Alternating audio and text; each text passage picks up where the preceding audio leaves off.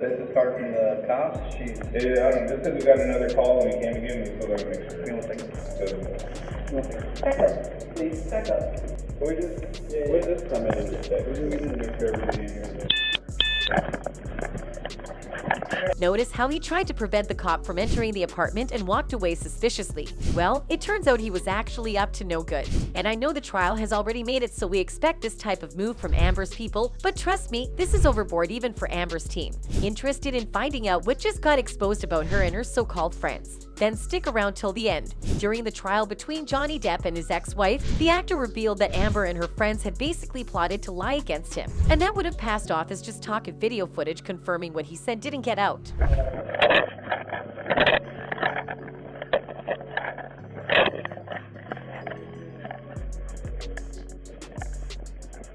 That was the scene when a police officer answered a domestic violence call from Depp's home, but was greeted by Joshua Drew, who was one of Johnny Depp and Amber Heard's neighbors in circa 2016 when the former couple lived in the Eastern Columbia building penthouse. While it is routine for an officer to check out the scene after being called for anything related to violence, Drew intentionally tried to prevent the officer from stepping into the apartment. Although all of this had already been discussed during the trial, however, the video just made it to social media, further confirming the claims that were made by the officer and Depp during the trial.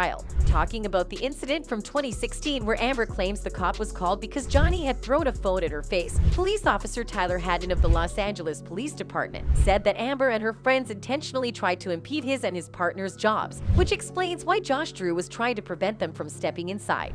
Haddon told attorneys the witnesses inside, including Heard, were uncooperative and would not give any information. Haddon added that Heard refused medical treatment and did not want to make an incident report.